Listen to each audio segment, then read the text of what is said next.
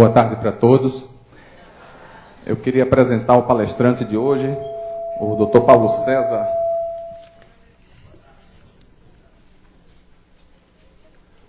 O Dr. Paulo César, que é pesquisador do INPA.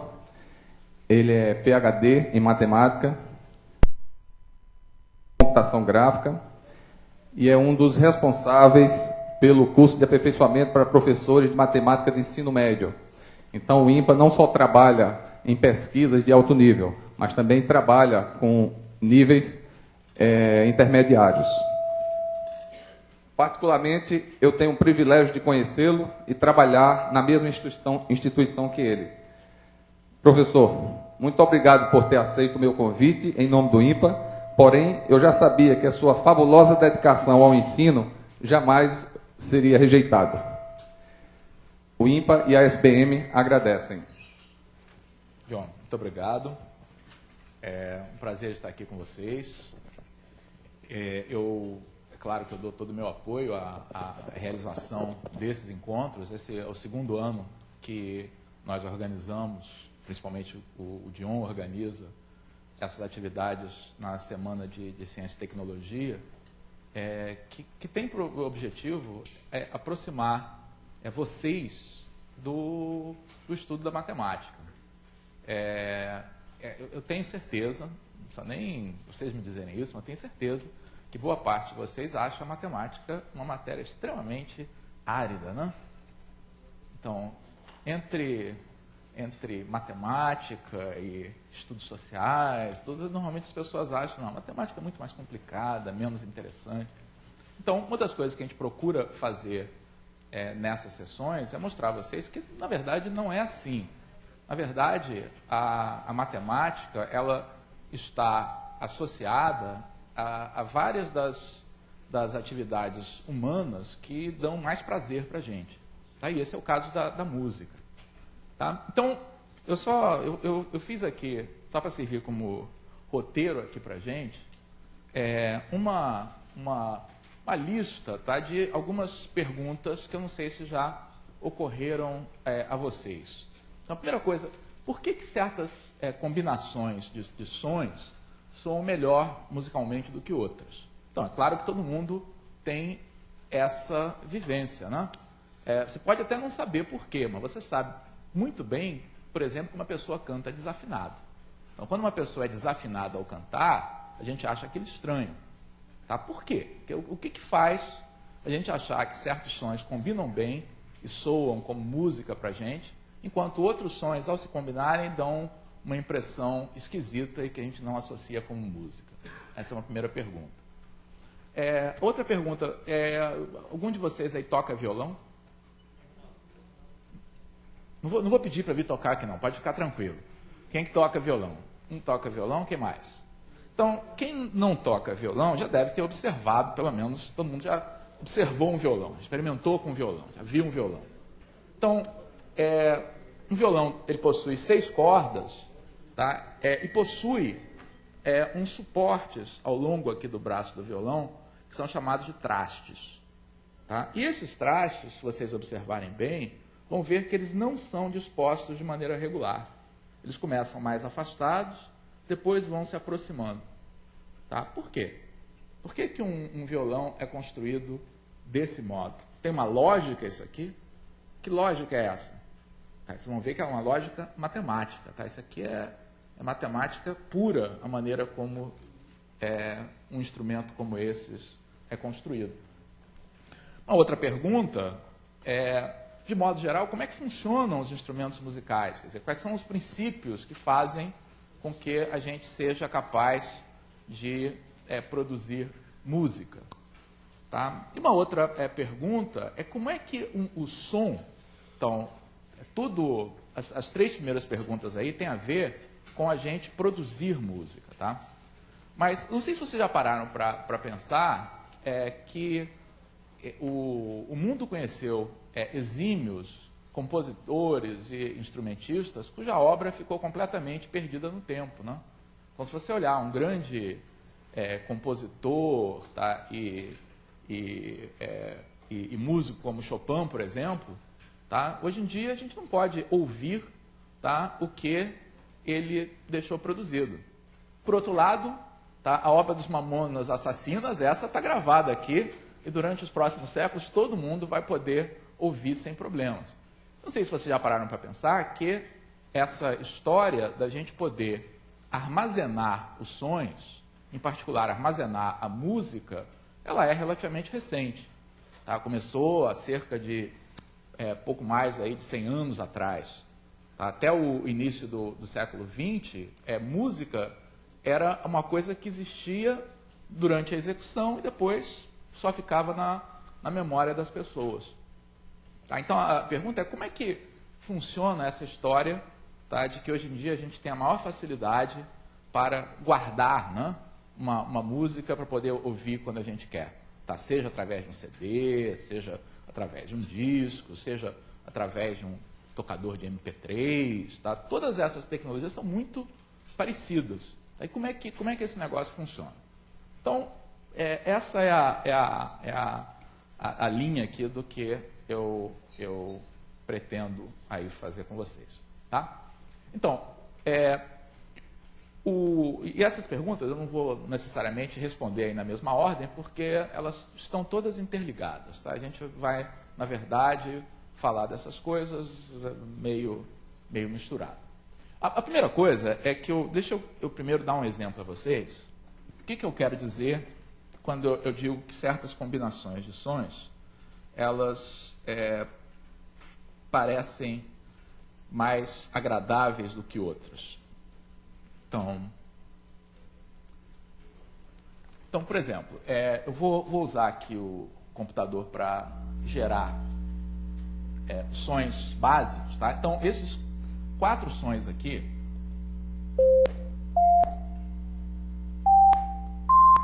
esses 4 sons são os sons originais, tá? Os sons básicos da criação musical. Então, os gregos, quando começaram a fazer sons, tá? Já aí vários séculos antes de Cristo, os primeiros instrumentos que eles construíram combinando esses sons aqui.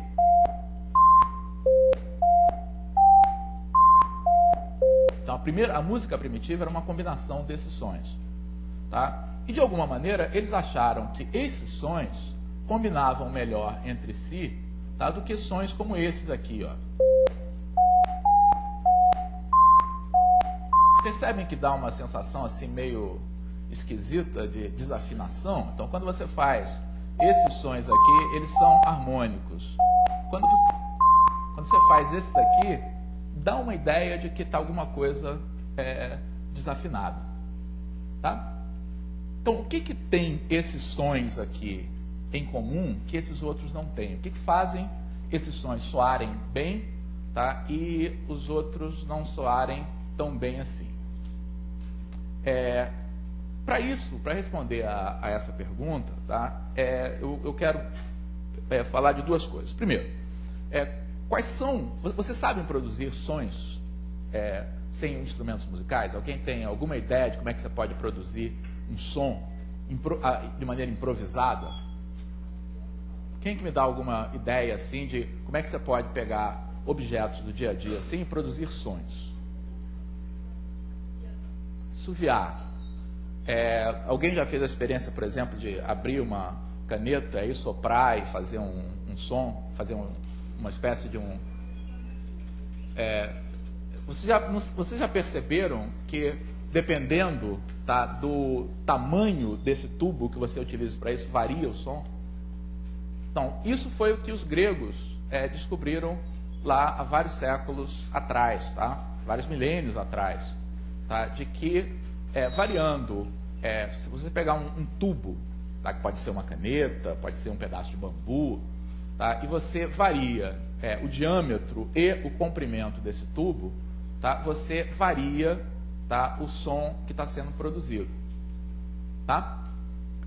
E fazendo experimentos aí com esses tubos, tá, eles então conseguiram produzir os primeiros instrumentos musicais, que eram aquelas flautas, né, formadas por vários tubos, cada um deles produzindo um som de um determinado tipo. A outra maneira bem primitiva de produzir som é deste modo aqui, ó. Então, o que está acontecendo aqui? Então, ambas as manifestações são manifestações do mesmo fenômeno, né? E que tem a ver com a maneira como a gente ouve os sons. Tá? Como é que a gente ouve os sons? Por que a gente ouve os sons? Pelo ouvido, ótimo. E como é que o ouvido funciona? O ouvido é um instrumento elétrico aqui que você tem para entender sons. Qual é a parte fundamental aqui que a gente tem, qual é a peça fundamental que a gente tem no ouvido que permite que a gente escute os sons? Hein? O tímpano. O tímpano é uma espécie de uma membrana, tá, que vibra quando ele é alcançado pelas ondas sonoras, que nada mais são do que vibrações transmitidas pelo ar.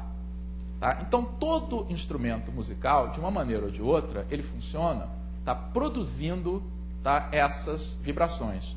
Então, quando você sopra num tubo cilíndrico, o ar lá dentro vai vibrar e vai produzir um som. Quando você pega um violão e toca numa corda, então a corda vibra, tá? Essa vibração é transmitida para o ar, tá? E chega no seu ouvido e é percebida como um som. Tá? Essa combinação de sons que vocês viram aqui, ó, ela corresponde a você fazer determinadas operações aqui no violão. Então, não são exatamente os mesmos sons, mas está na mesma posição relativa. Você fazer algo assim. Percebem como é a mesma combinação? Tá? Soa da mesma maneira. Tá? E como é que esses sons são produzidos? Eu peguei a mesma corda, tá? E pressionei essa corda em determinadas posições. Tá? O que acontece quando eu pressiono a corda em determinadas posições? Eu faço com que o pedaço da corda que vai estar vibrando seja modificado. Então, quando a corda não está apertada, ela vibra por inteiro. Mas quando eu aperto aqui no quinto traste, tá, apenas esse pedaço de cá, tá, ele vai vibrar. Tá? Então, a maneira como esses trastes são colocados é para garantir que esses pedaços, tá, de corda, tá, que vão vibrar estejam numa determinada proporção. Tá? Eu gostaria de pedir ajuda aí de 2 voluntários, tá, para a gente fazer uma medição e ver quais são esses pedaços. Tá? Será que duas pessoas viriam aqui para me ajudar? Hein? Senão vou ter que pedir para o Fabinho. Vem, por favor. Mais uma pessoa, vem. Outro aqui, por favor. Não tem problema, podem vir 3 aqui, não tem problema. Eu vou precisar que alguém anote esses números aqui.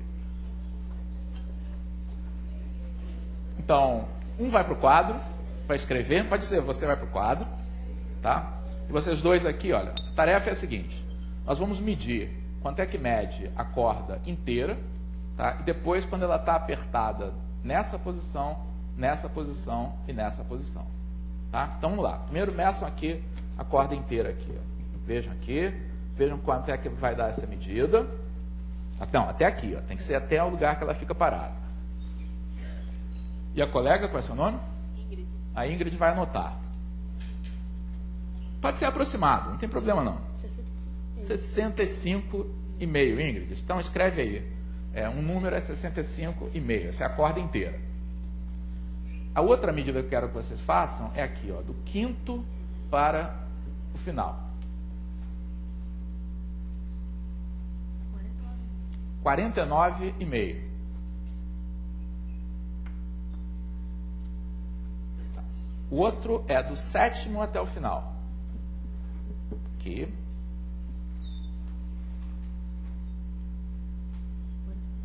44,5, Ingrid. E finalmente, aqui desse 12º até o final.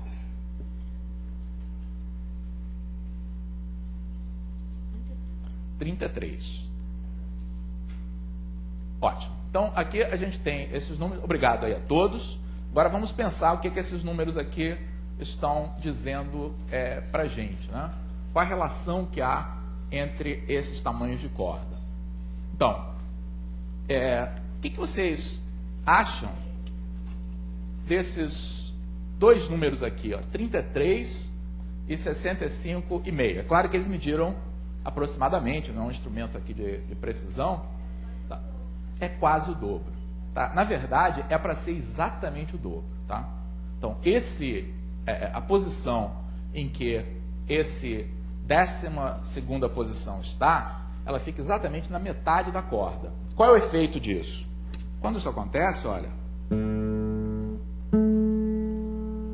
a gente tem dois sons, não sei se vocês estão ouvindo, que a gente percebe, na verdade, como sendo a mesma nota musical.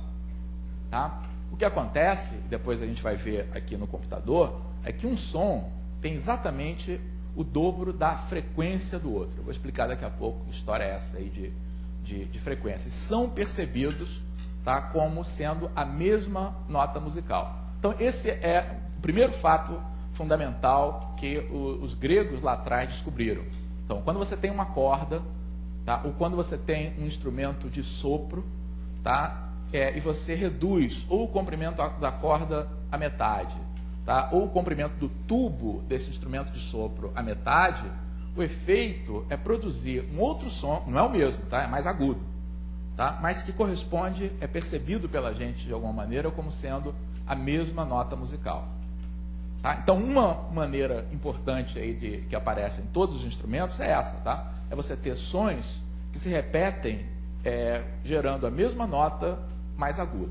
E para você fazer isso num instrumento de corda, tudo que você tem que fazer é reduzir, tá, o comprimento da corda à metade. Tá? E esses outros números aqui, então, esse aqui, a gente percebe que isso aqui é aproximadamente 1/2 do 65,5, é aproximadamente a metade. Tá? Será que vocês conseguem descobrir que frações aproximadas, tá, esses outros números, 44,5 e 49,5, representam lá do total? Bom, assim, sem calculadora, tá, e tudo não é muito simples, tá?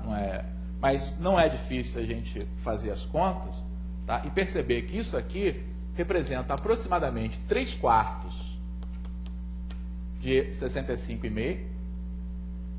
Tá? Vamos facilitar a nossa vida aqui. Vamos colocar essa medida, tá, como sendo 66. Tá? Então, se a gente calcula 3/4 de 66, Fabinho, quanto é que dá isso aí?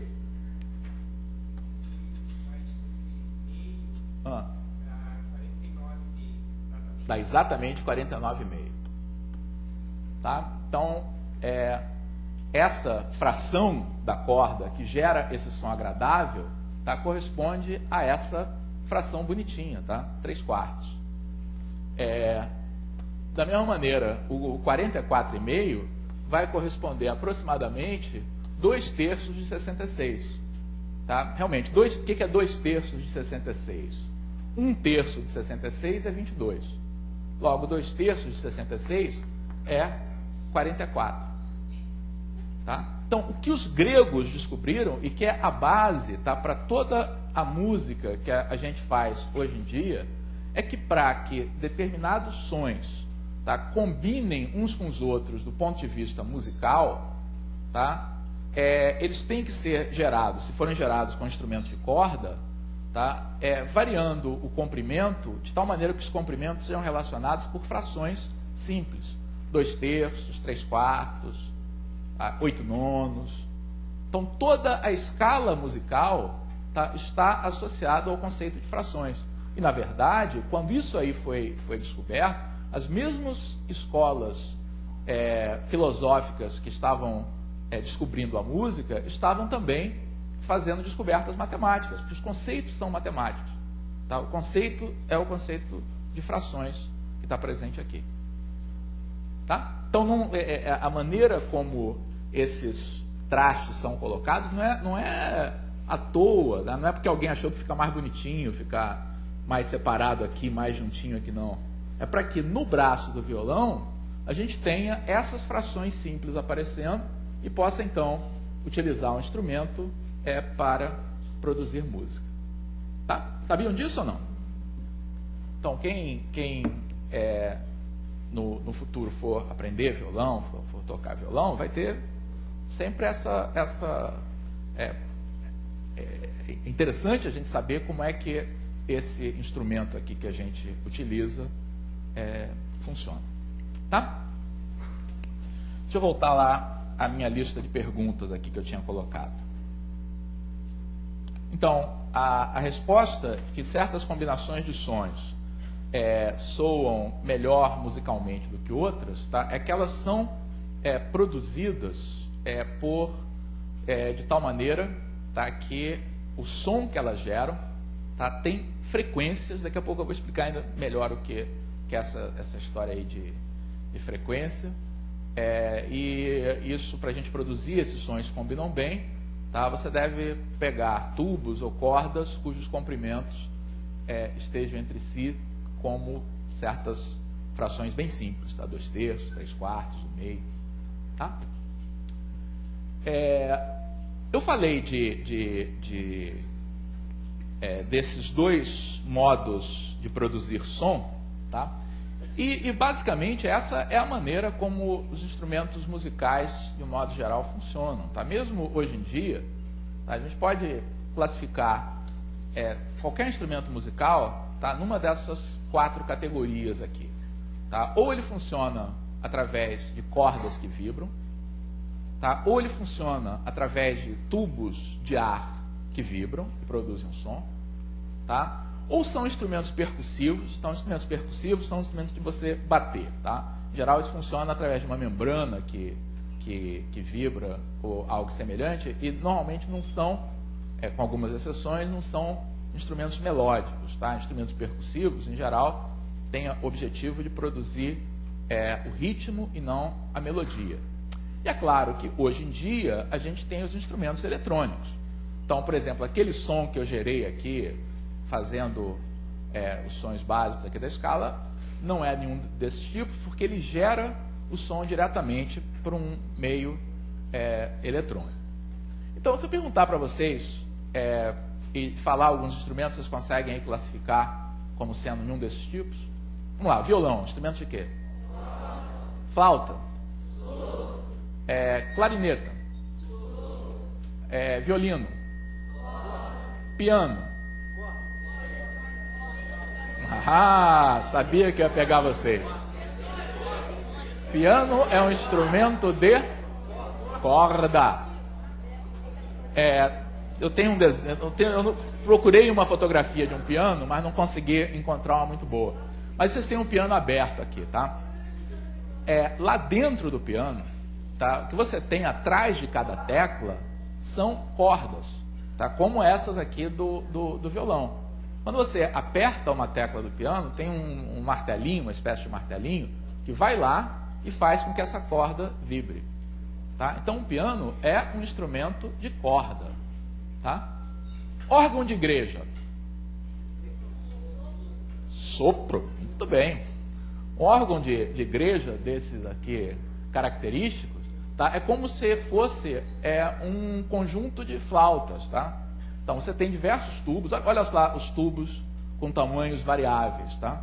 Então, o fato dos tubos terem tamanhos variáveis é que faz com que cada tubo emita uma nota musical diferente. Então, ele é um instrumento de sopro. Só que o sopro não é produzido pela boca, tá? Então, como é que funciona um órgão desses normalmente? Tem uma máquina lá, uma espécie de um ventilador, tá, que está lá soprando o tempo todo. Aí, quando você aperta a tecla, aquele sopro mecânico, tá? Ele é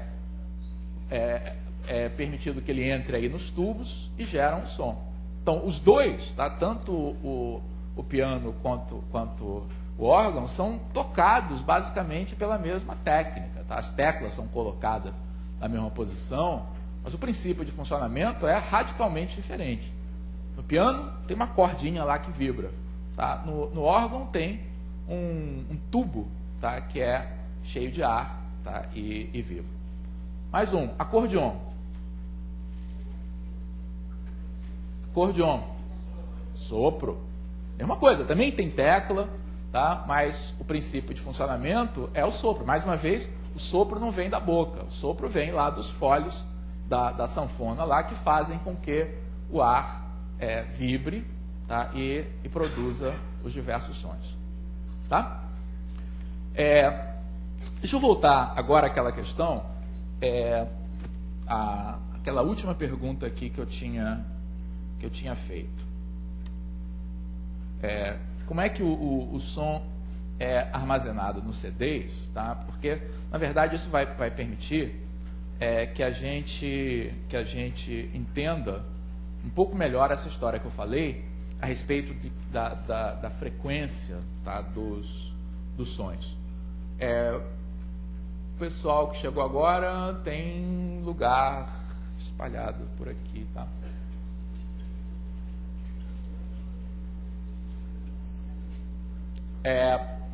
Então, conforme eu estava dizendo aí para vocês,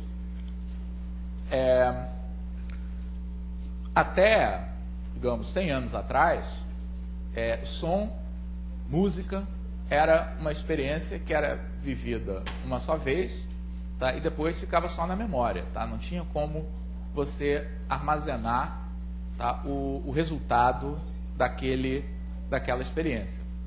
Tá? Até que, na passagem aí do século XIX para o século XX, começaram a aparecer instrumentos para guardar o som. Tá? Então, todo mundo já deve ter ouvido falar. Você sabe o que é um disco? Não é CD, não. Disco de vinil. Tá? Todo mundo já viu isso aqui.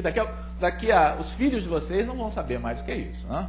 Os filhos de vocês só vão conhecer discos de vinil no museu. Tá? Essa é uma tecnologia que certamente vai desaparecer aí nos próximos anos. Mas a vocês, eu acho que pelo menos muitos de vocês, tá, ainda travam contato. Os pais de vocês talvez tenham ainda alguns discos, talvez tenham algum aparelho que toque esses discos. Então, nessa primeira tecnologia, tá, a maneira como esse negócio funcionava, basicamente, tá, é substituir, tentar imitar como é que funciona o nosso ouvido. Tá? Então, como é que o nosso ouvido funciona? Aquilo que eu falei, vibração faz com que o tímpano vibre. Aí, esse movimento do tímpano, ele é transmitido a uns ossinhos que a gente tem dentro do ouvido, tá? E isso, então, ele vai impressionar determinados nervos, tá? E isso faz com que a gente perceba o som. Então, qual foi a ideia que foi sendo aperfeiçoada para gravar som?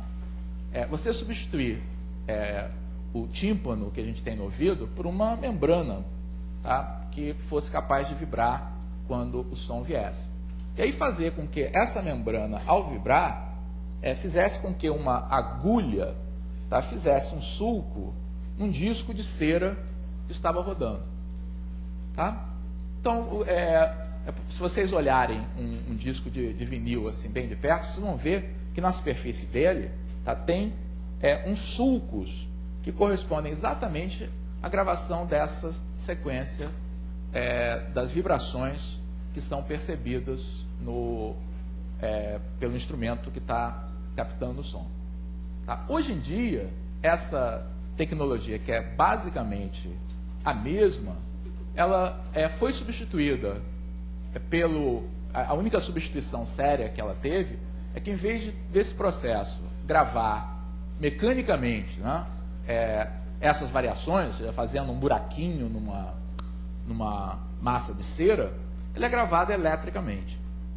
Tá? E hoje em dia, a gente, com auxílio, por exemplo, de um computador, a gente pode fazer esse processo, tá, com uma vantagem adicional de que é muito fácil, quando você tem o computador, você olhar para esse som, tá, entender quais são as propriedades aí desse som, tá, e modificar esse som. Tá? E é isso que eu vou querer fazer agora aqui com vocês.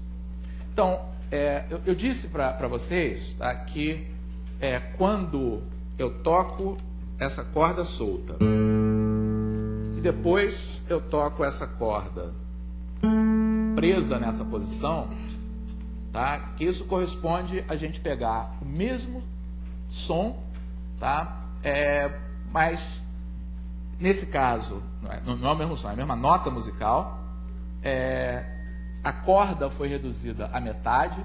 Eu estou o tempo todo dizendo que esse som vai ter o dobro da frequência do outro. Tá? Então vamos tentar ver o que isso significa. Então o que eu vou fazer, eu vou gravar esses dois sons para a gente ver qual é a diferença. Tá? Vocês já viram um som antes? A gente está muito acostumado a ouvir sons, né? Agora vocês vão ver sons. Tá? Sons podem ser vistos também, conforme vocês vão ver. Então, se eu conseguir aqui achar o programa. Então, eu vou fazer duas gravações. Vamos ver se isso aqui funciona bem.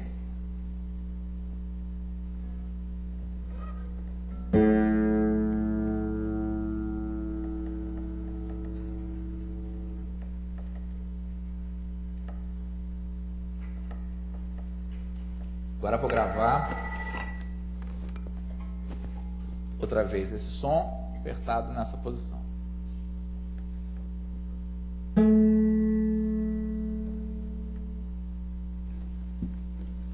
Então vamos lá, vamos olhar esses sons, ver se a gente entende por que um é diferente do outro. Então vou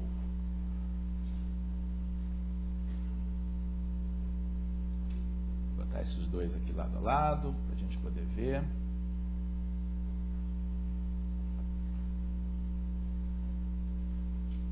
Então, antes de mais nada, só para mostrar para vocês que realmente ele gravou, tá? Eu posso agora... O som está gravado aqui no computador. O que é essa figura que vocês estão vendo aqui? Essa figura está descrevendo como é que se dá, tá, a vibração, tá, do alto-falante, por exemplo, que está produzindo esse som, à medida que ele avança. Então, no início, quase não tem vibração, porque no início, tudo que a gente está ouvindo é um ruído, tá? Aí tem o som mais alto, na hora que eu toco a corda ele está alto, e depois ele vai diminuindo a intensidade à medida que o som morre, tá? O de baixo é a mesma coisa.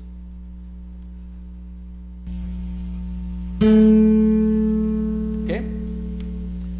Agora, para a gente entender melhor como esses sons são, tá? Vamos olhar para esses sons mais de perto, tá? Então, eu vou pegar esse som aqui e vamos olhar como é que ele é na verdade. Então, aquilo que a gente estava olhando como uma massa uniforme, na verdade não é, tá? Esse som, ele é formado por uma oscilação, tá? O que esse gráfico significa, cada vez que a gente vai aqui para cima, é como se a membrana fosse para um lado, cada vez que a gente vai para baixo, é como se a membrana, a corda, fosse para o outro lado. Tá? Então, o que a gente tem é um movimento de vai e vem, tá? Que a gente não percebe, mas o computador percebe. Tá? Vou fazer a mesma coisa aqui com o outro.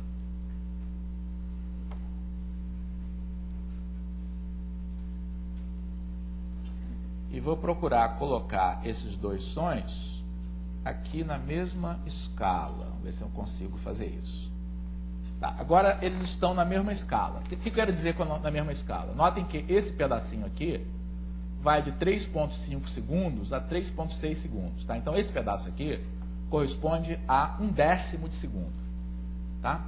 Aqui embaixo é a mesma coisa. Tá? Vai de 2,20 até 2,30. 1/10 de segundo. Então, olha só qual é a característica dos dois sons. Nesse aqui, essas vibrações, tá, são em número muito menor nesse mesmo intervalo de tempo do que no de baixo. Percebem isso? O de baixo está vibrando muito mais rápido. Tá? Essa vibração muito mais rápida é que nos dá a noção tá, do som ser mais agudo. Outra coisa, vamos contar aqui, tá? Nesse intervalo aqui de 1/10 de segundo, vamos contar quantas vezes ele está vibrando. Me ajuda aqui, ó. 1, 2, 3, 4, 5, 6, 7, 8, 9, 10, 11, 12, 13... Não, passei. 12. Está aqui o... Então, se eu contei direito, esse aqui tá vibrando aproximadamente 12 vezes, tá? Nesse 10º de segundo. Vou tentar contar nesse outro aqui. Eu vou aumentar a escala, mas a gente sabe que tem que ir de 2,20 até 2,30, tá? Então, no mesmo intervalo de tempo, pode ser de 2,25 a 2,35, mesma coisa. Vamos contar quantos são. Vou até selecionar assim, porque fica mais fácil aqui da gente ver. Ó, intervalo, que também tem 1/10 de segundo. Vamos ver quantas vezes ele está vibrando. 1, 2, 3, 4, 5, 6, 7, 8, 9, 10, 11, 12, 13, 14, 15, 16, 17, 18, 19, 20, 21, 22, 23. Então, um foi 12, contei 12 ali, contei 23 aqui. Qual é a relação? Aproximadamente o dobro. Tá? Então, essa história que eu falei, de que quando você aperta a corda, reduzindo a metade do comprimento, você está dobrando a frequência, agora a gente está vendo o que isso representa. Tá? Dobrar a frequência significa que no mesmo intervalo de tempo, você está fazendo o dobro do número de oscilações que a outra corda estava. É isso que faz com que a gente perceba que o som seja o mesmo, tá? Apenas uma oitava, como a gente diz, acima. Então, um CD, tá? Um CD, o que ele faz nada mais é do que guardar esses numerozinhos que estão aqui nessa minha gravação de som. Então, um CD nada mais é um arquivo, tá? Que grava esse tipo de informação que a gente acabou de captar aqui nesse nosso exemplo. Tá? Então, no CD você grava através de um microfone essas oscilações. Tá? Essas oscilações, então, se traduzem, tá, em números que fazem com que a gente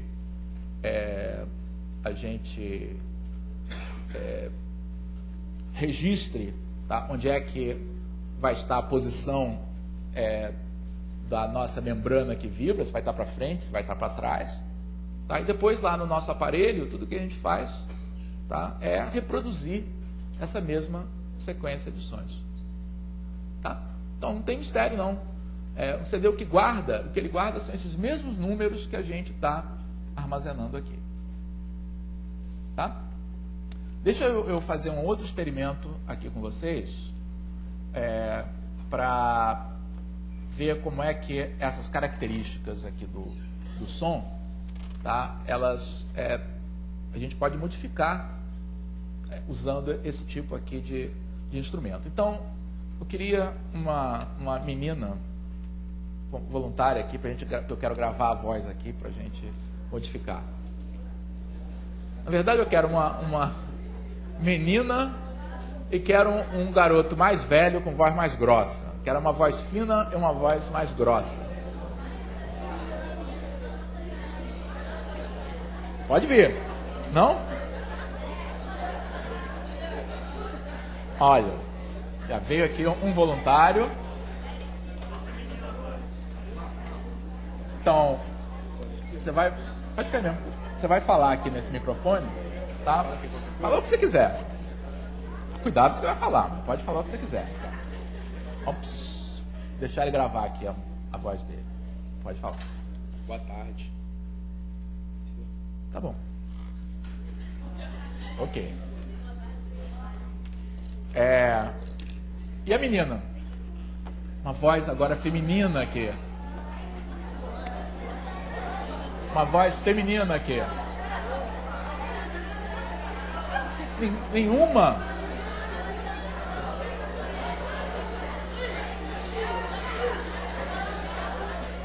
Assim eu vou ter que pedir a ajuda da Ingrid de novo. Ótimo.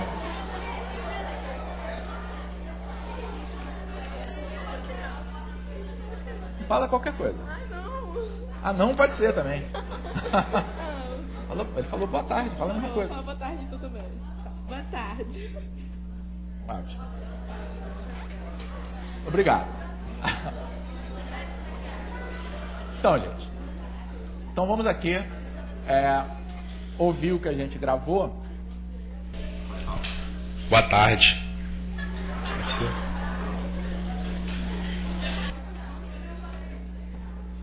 Também. Tá. Boa tarde. Então, nós ouvimos uma voz grossa, tá? E uma voz fina. Mas nesse universo, tá? Essas coisas são todas relativas, a gente pode mudar isso. Então eu posso pegar a voz da colega, qual é o seu nome mesmo? Andressa, tá? E a gente pode modificar as características aqui da voz. Quer dizer, o que eu tenho que fazer, por exemplo, se eu quiser tornar a voz da Andressa, tá, mais grave? O que eu tenho que fazer?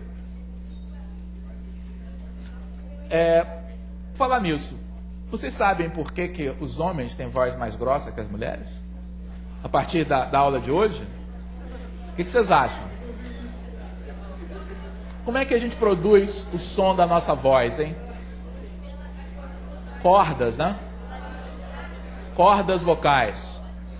Quem que vocês acham que tem cordas mais longas? Tá? Os homens ou as mulheres? Os homens são maiores que as mulheres de um modo geral. Então tem cordas vocais mais longas. E conforme vocês viram, peraí, gente.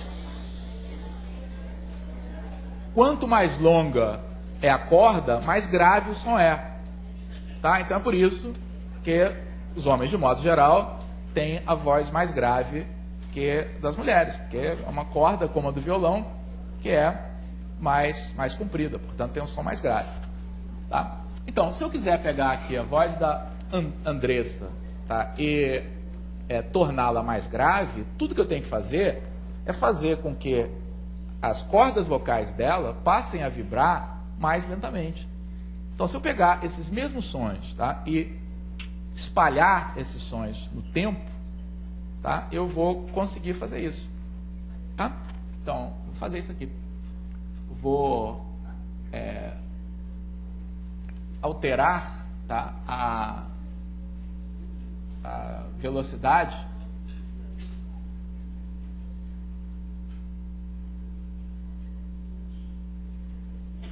Ó, então, olha o que aconteceu. A figura alargou, tá? Então, o que eu fiz? Eu peguei as vibrações aí da voz da Andressa e espalhei essas vibrações num tempo maior. Então, o que vai acontecer? Vejamos. Estou também. Boa tarde. Então, ela passou a falar um pouco mais grosso. Se a gente quiser, engrossa mais.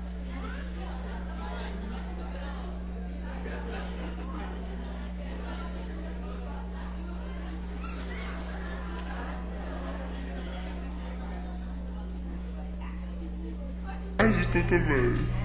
Boa tarde.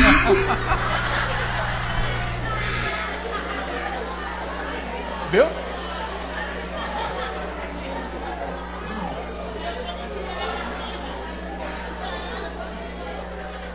E agora? Agora adivinhe o que eu vou fazer com a voz do nosso colega Felipe. Eu vou pegar a voz do Felipe, que originalmente estava assim, né? Boa tarde. Pode ser? E vamos fazer o contrário com a voz dele, né?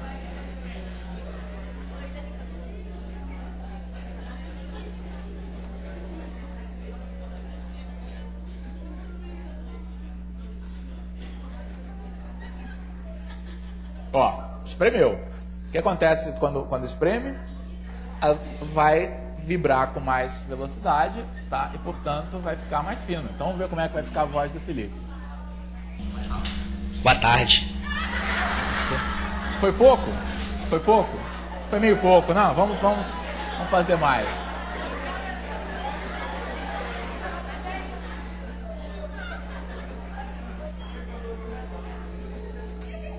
Ah, agora afinou bem. Boa tarde.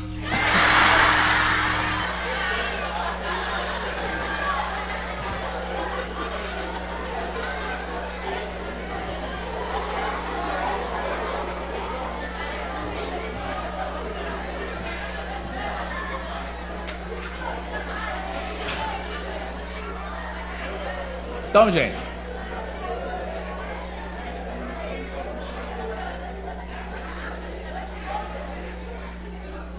então isso que vocês veem, por exemplo, nos programas, tá? Em que se altera a voz das pessoas, etc. Tá? Tudo isso é muito fácil de fazer quando você tem, tá? esse tipo de representação. O que eu fiz aqui foi uma das alterações, tá? Que é alterar essa velocidade. Mas eu posso fazer outras coisas aqui. Deixa eu ver se eu consigo voltar a voz do Felipe aí como era antes. Não sei se vou conseguir.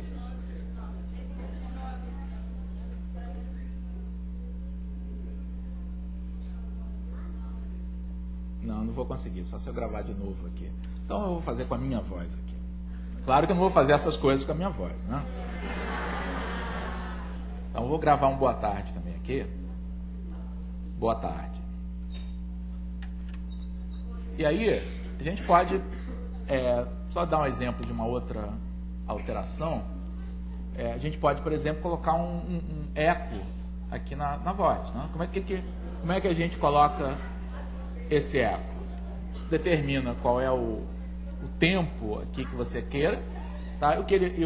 Tudo que esse procedimento faz é gerar uma cópia dessas oscilações um pouquinho atrasadas no tempo, né? Boa tarde, boa tarde, boa tarde, boa tarde. Tá? Então, enfim, a partir do momento, tá, em que você tenha à disposição, tá, essa possibilidade de registrar numericamente o som, tá, você pode fazer uma série de processamentos aí nesse som. E isso é parte aí da maneira como que permite hoje em dia você poder guardar um número enorme de músicas em espaços cada vez mais reduzidos, né? Explorando propriedades aí matemáticas desse som que vai ser gravado, tá? Muito bem. Então eu acho que agora seria interessante ver se vocês têm dúvidas, questões, perguntas, para a gente conversar um pouco mais, aí se for o caso. Dúvidas? Perguntas? Pergunta lá? João, tem uma pergunta lá atrás, dos nossos colaboradores. Trabalhar no IMPA não é fácil, não.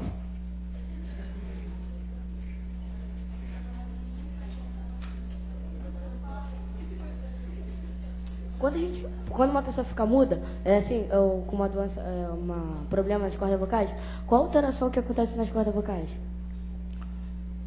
Boa pergunta. Perguntou o que acontece quando uma pessoa é muda, qual é a alteração nas cordas vocais. Obviamente eu não sou um especialista nisso, mas o que eu sei sobre o caso é que a maior parte das pessoas que é muda porque é surda, na verdade. Então a pessoa não escuta os sons e aí não aprende a imitar esses sons. Então, a maior parte das pessoas que tem problema para falar não é porque tem problema nas cordas vocais, tem problema na audição. Tá? E aí, ao não ouvir, tem dificuldades. Claro, tenho certeza que vários de vocês já ouviram pessoas que são surdas falando. Tá? Essas pessoas conseguem aprender a falar justamente percebendo, em geral, a vibração dos objetos.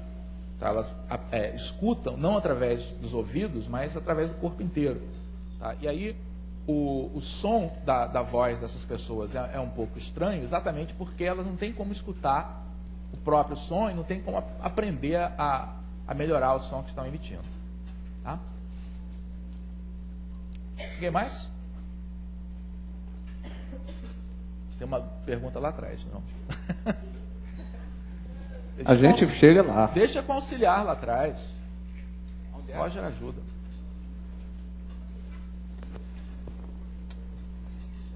Questão da perícia, quando é feita a perícia sobre uma gravação, tem como se identificar se realmente da pessoa por esse sistema ou não?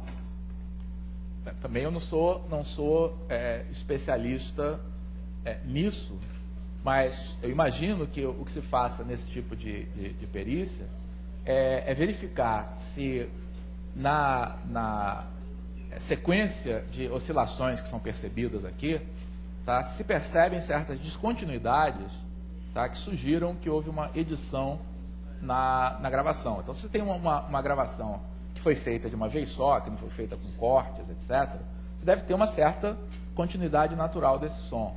Então, quando você analisa e descobre, às vezes não está audível, com o ouvido a gente não consegue perceber. Mas se você conseguir analisar e perceber que houve uma certa descontinuidade, isso pode indicar que aquele som foi tratado. Você omitiu, por exemplo, partes da conversa, ou inseriu, tá, alguma coisa depois. Imagino que essas sejam as ferramentas utilizadas. Alguém mais?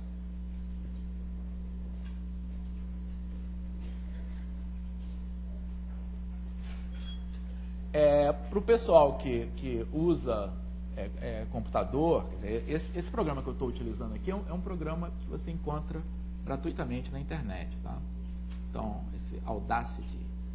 Então, esse aqui, ó, Audacity. Uma espécie de um trocadilho com áudio, tá, e audácia, imagina. Então, esse programa que é gratuito faz tudo isso, grava sons, afina as vozes, engrossa as vozes. Eu podia ter feito podia misturar as vozes, né? Podia ter feito aqui. Depois é o que a gente faz aqui. Dá para fazer as brincadeiras aí que a gente quiser a partir desses sons.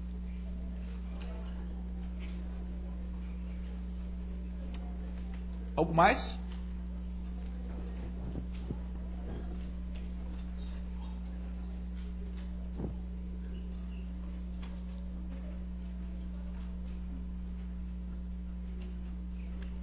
Não? Então, eu gostaria de agradecer a todos aí pela presença. Eu espero que tenha sido proveitoso do ponto de vista de compreensão aqui desses fenômenos, tá? E que tenha sido divertido aí para vocês também. Tá bom? Para mim foi. Obrigado aí a todos.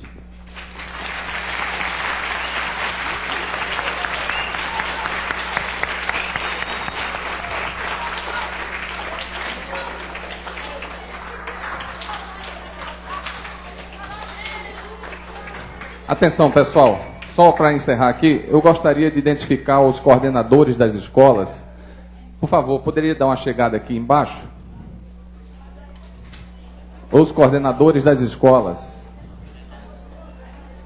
Eu queria agradecer a presença da Escola Municipal Souza Carneiro, Levi Miranda, Silveira Sampaio, Francis Haim, Instituto Benjamin Constante e a Cereja, Cooperativa Educacional da região de Jacarepaguá.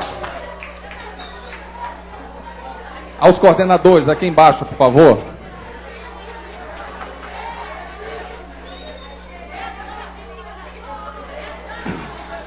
Eu queria entregar a todos vocês um cartaz de divulgação de todas as instituições de pesquisa do governo federal, para que vocês possam ter conhecimento do que é que elas fazem, ok? Só um minutinho, deixa eu pegar aqui.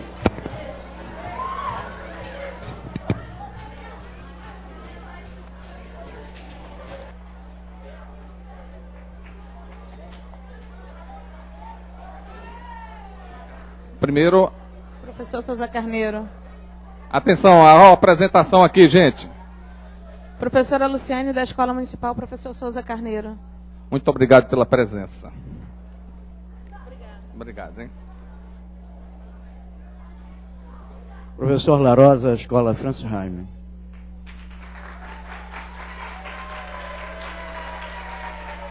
Muito obrigado pela presença. Professora Regina Célia, da Escola Francis Haim. Professor Luiz Felipe da Silveira Sampaio. Obrigado pela presença.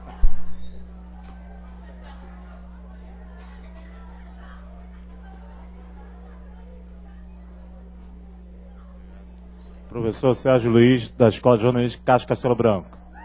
Obrigado pela presença.